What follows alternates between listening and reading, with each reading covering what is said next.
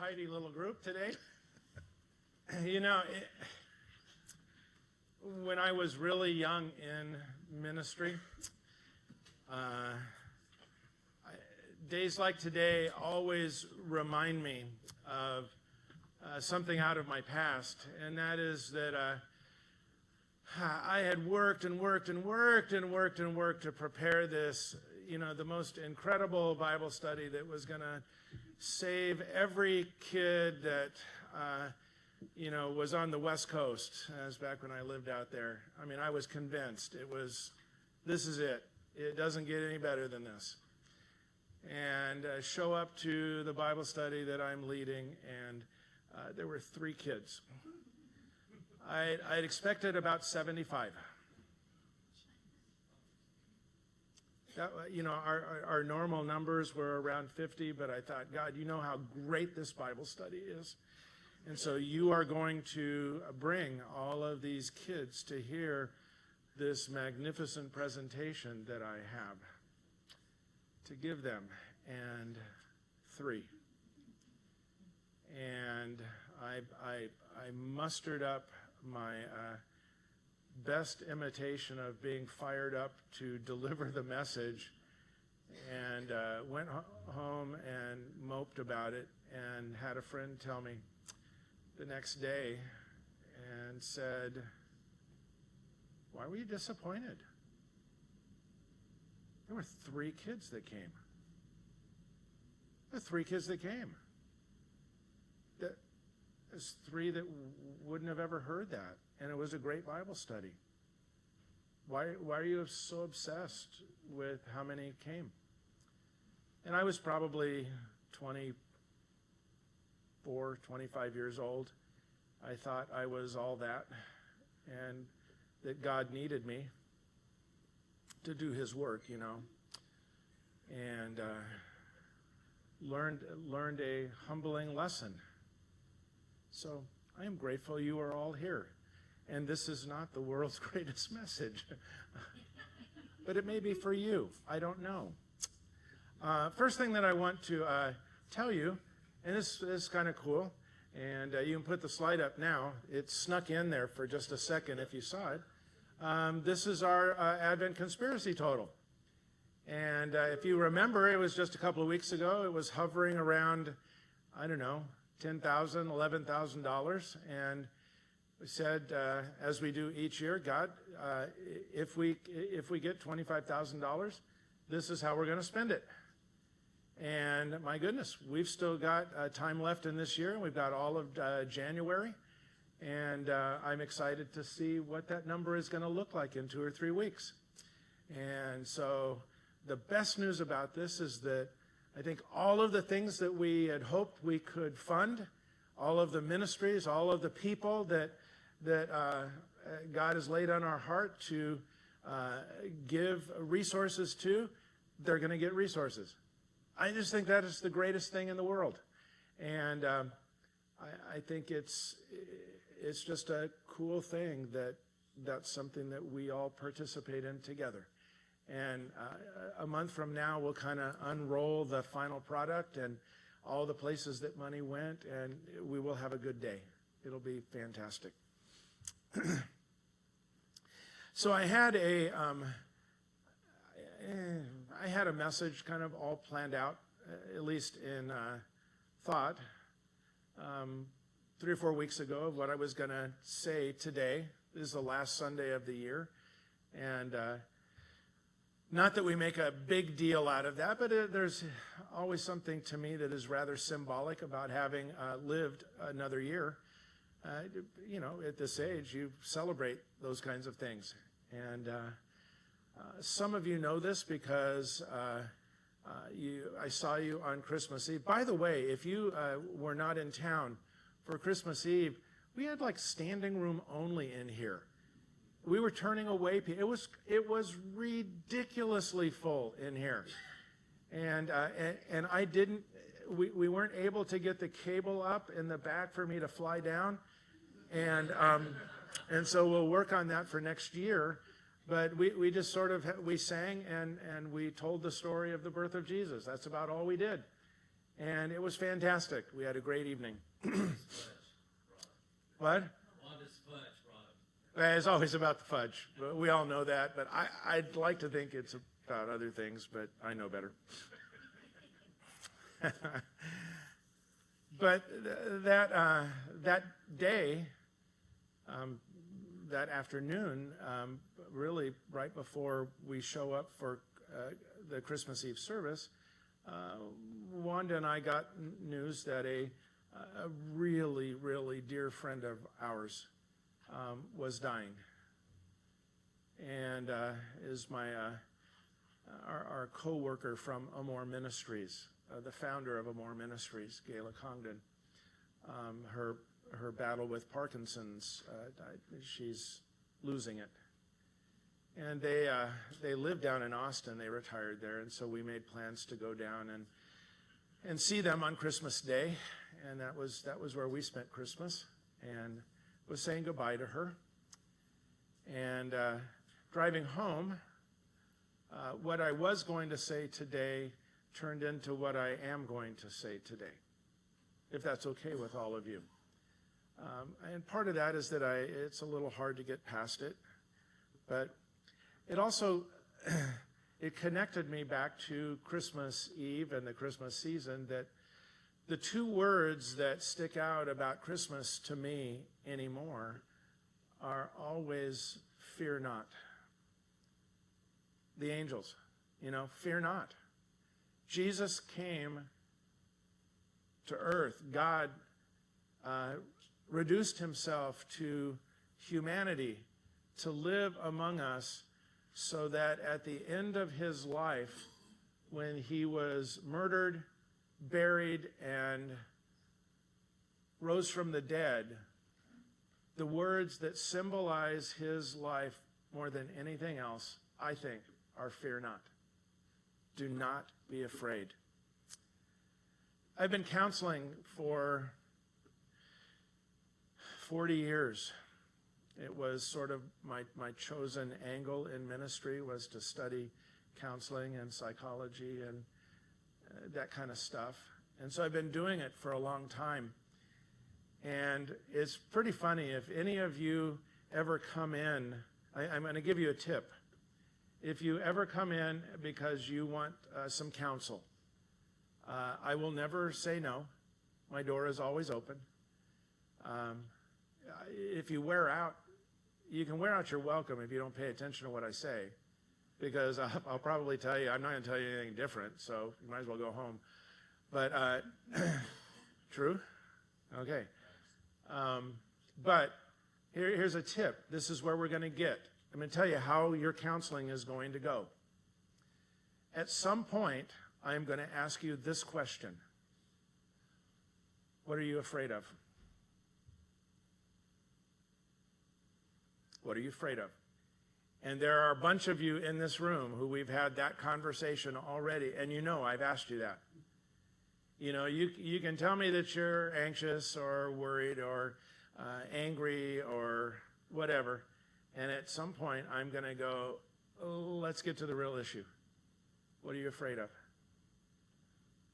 That's because I believe that most every human dilemma that we face internally can be traced back to fear.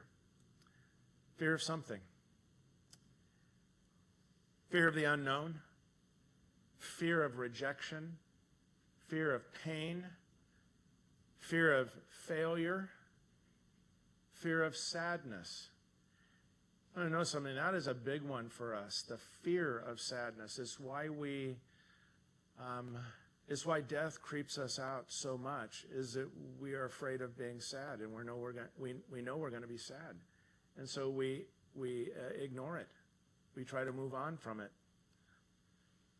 Ultimately, most every fear that we have is somehow tied to death, fear of dying. We have finished another year. Another year is coming. And here's the one thing I can tell you about next year. We don't know what's going to happen. You don't know. I don't know. Some of you are sitting in this room today going, what the heck happened with 2024? I was not prepared for this to happen. And yet here you are, facing that. Now, some of you are facing incredibly good things that happen. You go, I don't deserve this. This was such a great year. And yet there are others that are sitting here right now, your friends you're seated with, who are still in pain and still wondering, can it get any worse? We don't know what's going to happen. So with that as a backdrop, I'm going to tell you how I face this, for what it's worth. Where do I turn when sadness begins to creep in? And it crept in big time this last week. I'm pretty sure I will never forget Christmas of 2024. Well, the place that I turn is the same place that I turn every time. It didn't start out this way, but I would say about 30 years ago, maybe it became clear this was where I needed to go when sadness and fear begin to creep in. And it's interesting because we studied it about 3 years ago here. And I don't want it to feel trite today. I don't want it to feel churchy today when I tell you. But I go to the 23rd Psalm. That is where I turn. It's my go-to. Not the 23rd Psalm that is read flippantly at funeral services. It's always read at funeral services. Sometimes it sneaks into weddings. It does. It may have snuck into yours somehow. I don't know. The Lord is my shepherd, I shall not want. He makes me lie down in green pastures. He leads me beside quiet waters. He restores my soul. He guides me along the right paths for his name's sake. Even though I walk through the valley of the shadow of death, I will fear no evil. For you are with me, your rod and your staff, they comfort me. You prepare a table before me in the presence of my enemies. You anoint my head with oil. My cup overflows. Surely goodness and mercy will follow me all of the days of my life, and I will dwell in the house of the Lord forever. Now, if you know the 23rd Psalm, you know that I combined about 4 versions of the Bible into one. I just feel like the words that I chose are the most accurate that I can find when I study the 23rd Psalm. Every line, every word, so rich, so empowering, so full of truth and wisdom and healing. As I begin another year of my life, this is where I turn. This is where I was this week. It's where I have to turn. And you get a little bit of spillover today. I want to look at one verse. We don't have time to look at all of it. You can go back and read it, but I want to look at one verse. It's Psalm 23, verse 4. And verse 4 has 3 parts to it. This is the first part, Psalm 23, 4a. Even though I walk through the valley of the shadow of death. Valleys are what you go through to get to higher ground. Valleys are what you go through to get home, to get to safety. I don't know if you have ever been up in the mountains. It was a common occurrence in my younger life when I would go out into the backcountry on trips, and and we would get some kind of a massive summer thunderstorm in the high Sierras. Well, the one thing you didn't want to be in was a valley. And as the dark clouds start coming in, and they would come in really quick, we would run for higher ground. Because if you stayed in the valley, you get flooded out. You could die. I want you to hear this. The valley of the shadow of death is not about coming to the end of one's life. That is not what is being said here.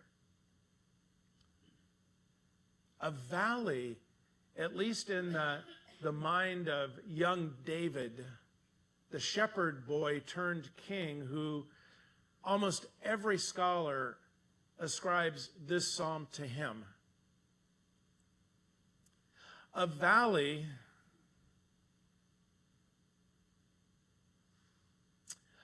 is not where you are supposed to die. In fact, a valley is not about a physical location at all when I read this carefully. Nope. A valley is all of the days in between birth and death. We live in a perpetual valley. That is our life. Valleys are the days of hardship filled with the desire to want more, to want change, to want help, to want things to be different, to want healing. Valleys are the days of not knowing what to do next. The days when anxiety or anger or fear has entered the heart and entered the home. You know what I'm talking about. We have all experienced those days, young and old. The older you get, the more experience with it you have. Valleys, I think in the mind of David, valleys are symbolic of the days of loss, filled with pain and loneliness. But here's the deal, and this is my go-to. This is where I turn. The psalm says, I walk through the valley. I walk through it. I don't stop there. I don't die there. He doesn't call it the valley of death. You see that? He calls it the valley of the shadow of death. And there is a huge difference. The shadow of death.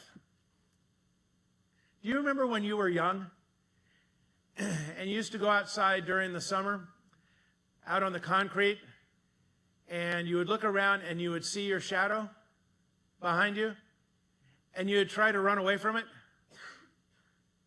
And you'd run, and then you'd turn around and it'd be right there again. I love watching little kids become acquainted with their shadow for the first time.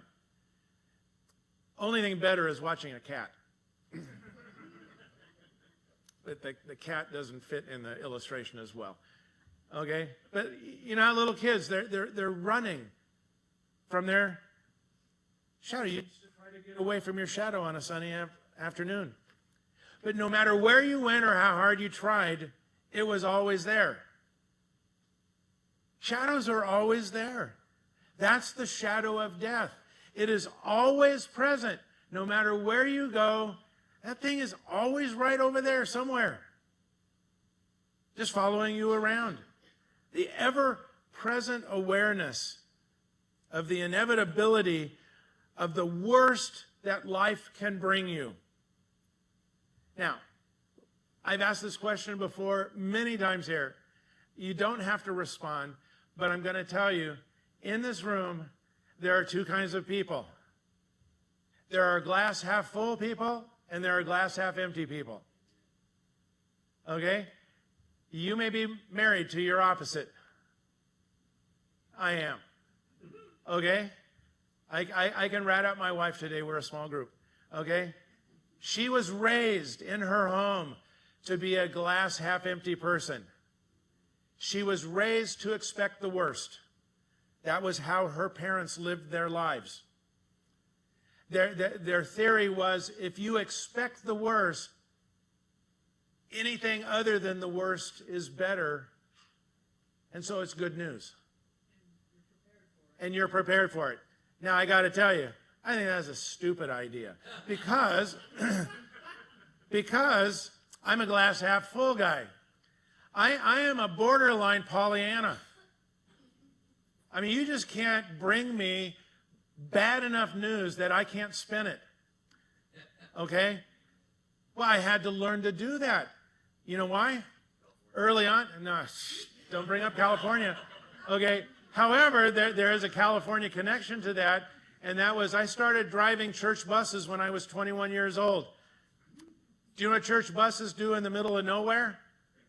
They break down. They go, oh, this looks like a great graveyard for me. And I'm going, every time we would break down somewhere, I'd look around and I go, God, really? We've got 37 kids in this bus, and we are broke down in the middle of nowhere. Okay, when you roll the dice in your life that way, you got to be a Pollyanna. Okay? And so I learned I certainly didn't tell parents this, but there was always this part of me that went, before we left on the trip, it was, God, where's it going to happen this time? Because I was just getting ready for it. I was going to see how we were going to use that. That's the glass half full, glass half empty. The shadow of death, though, is reality for half full and half empty people alike. We are painfully aware that bad things could happen at any moment. And so people either ignore it and go, well, I'll deal with it if it comes, or you can brace for it and prepare for it. Those are two things that you can do. But either way, it could happen. And we know it. And when a loved one is laying in a hospital bed, and I don't want to be insensitive right now, but this is reality. When a loved one is laying in a hospital bed, and the outcome is still a little unknown, and you're praying for them, as you should, and somebody walks in and says, it's all going to be okay. Do you know what I want to do when somebody says that? I want to smack them. Because I want to say to them, you don't know that. You don't know that. Now, we live in a country where we are privileged people, and we think we can buy our way, work our way out of any problem that we have. I'm telling you, you cannot negotiate out of death. It doesn't work that way. It's the shadow of death that's with us. Look how this verse continues. Even though I walk through the valley of the shadow of death, I will fear no evil. I will fear no evil, for you are with me. From dark valleys comes the question, do we trust the shepherd or do we fear the moment? That is the question. Those are really the only two options. Do you trust the shepherd, that he knows what he's doing, or do you fear the moment? Remember how the psalm begins? The Lord is my shepherd. I shall not want. That's pretty inclusive. I shall not want. Fear can grip our hearts, causing us to take off running aimlessly. That's a little metaphorical, but you know what I'm saying. Listen, fear always comes from a life of want. We become fearful and afraid of not getting what we want. If we use the illustration of me standing by the bed of a dear loved one, there is no question what I want. I want her to continue to live. I want her to be there for her grandchildren and be there for her husband and be there for her only son and daughter-in-law. I want that for her. She has lived a life of incredible faithfulness to the gospel. That's what I want for her. My fear is that she won't get it. That fear leads me to sadness. That's how this cycle works. We become fearful and afraid of not getting what we want. No matter what we are afraid of, disappointment or rejection or pain or failure or separation or death, it all comes from want. This is what I want. David said he feared no evil. To acknowledge the Lord is my shepherd and mean it drives us away from fear. That's how this works. Allowing us to fearlessly live in the I shall not want part of life. The Lord is my shepherd. I shall not want. Walking through the valley of the shadow of death is not a time for fear, but for courage. But not courage to fight.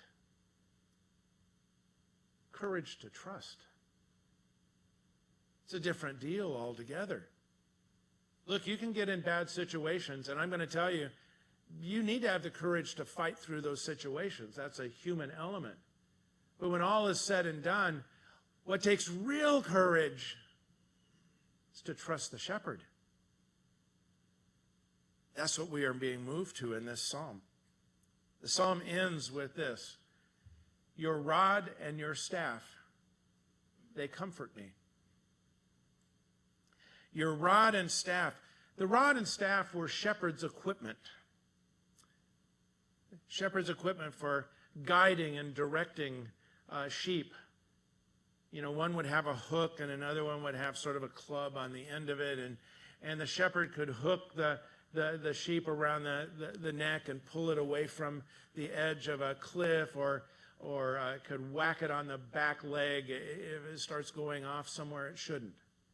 That's what the rod and staff did in a particular way. And he says, your rod and your staff, they comfort me.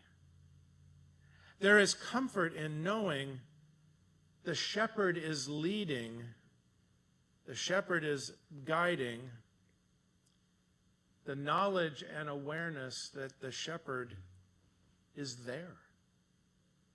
We are not alone.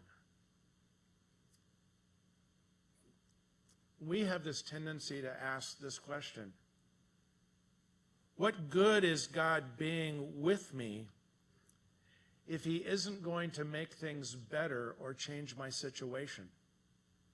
I got to tell you, a lifetime of standing around hospital beds with friends and acquaintances only to help them deal with the absolute disappointment when their prayers are not answered the way they want. You've been there, haven't you? We've all been there. We pray and we pray and we pray. This is what we want. Then all of a sudden,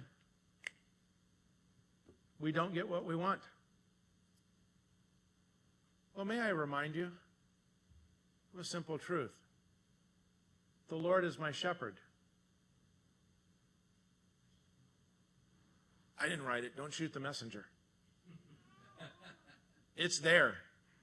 I shall not want. But we say, if he's not going to make the pain go away or heal my loved ones or get me out of this mess, what good is God? Well, get this. This is such a great thing. The promise of the 23rd Psalm is comfort, not change. Do we get it? The promise is comfort. God is not your genie in a bottle where you can rub on the bottle and tell God what you want. Now, if I were going to design the universe, that is how I would design God. I'm just being honest. I would design a God who would do everything I told him to do. We don't get that. We don't get that. We get the other one. We get the other God. The God that says, I promise to be with you wherever you go, to protect you and guide you. Does it mean we will never face danger? Of course not. That we will never be in shadows or valleys? Of course not. Look, I'm a sheep. Not going to talk about you. I could. I'm a sheep. Sometimes I am in a valley because I am led there by the shepherd. For whatever his reasons are, I am in the valley. It may just be I have to go through this to get to there. But sometimes I'm in the valley because the shepherd has led me. Most of the times, however, I am in the valley because I think I know best. And instead of staying on the path that my shepherd is leading me on, I go, oh, wait a minute. This is way better over here. I think I'm going to go do this for a while. He'll never notice. And all of a sudden, as I am clinging to the edge of the cliff by my little hoofs, sometimes I feel that shepherd's staff hook me around the neck and drag me back up on the path where the only thing I have to say to my shepherd is, sorry. Thought I knew better. Sometimes I'm in the valley because I just wander there. And sometimes going through valleys just happens because it's an inevitable part of the journey. There are ups and downs. Every mountain has valleys. So how do I get out of the valley? How do I face fear? How can I have that kind of faith in the face of the worst that life brings me? Well, here's how. Hear and know the shepherd's voice. If he is leading and guiding, you need to be able to recognize him. You need to hear his voice. Look at how he writes. Now, John writes it, but how he says it in John chapter 10. I love this. Okay, it says, the gatekeeper opens the gate for him. What that is, if you have the whole context, is the gatekeeper is somebody who opens the gate for the shepherd to get through. That's the him, is the shepherd. The gatekeeper opens the gate for the shepherd, and the sheep listen to his voice. He calls his own sheep by name and leads them out. He goes on ahead of them, and his sheep follow him because they know his voice. I don't want to oversimplify this, but it seems to me that the question that needs to be asked of all of us is, do you know the shepherd well enough to know that he is near? Do you know the shepherd well enough to distinguish his voice from all of the other voices that are screaming at you where to go with your life? Have the words of the shepherd sunk in so that you instinctively know where to go because you know the shepherd so well? That's where he leads, and you go. This year, incredible things will happen in and around and through you. They will. They will. I don't know what they are. I hope I get to share some of them with you. But the shadow of death will always be there. You can't outrun it. It is always there. Disappointments, frustrations, discouragements, dilemmas, dark, difficult days. Yeah, they are ahead. But they don't have to be disasters. They just don't. Are you able to agree with me? Agree with this. I wrote it out for me just to finish my own sermon this week. I will not fear. I may do a lot of things, but I will not fear. I will not be overwhelmed. I will not give up, because there is a quiet assurance that all of it will turn out for my good and my best, because the shepherd is with me in the valley,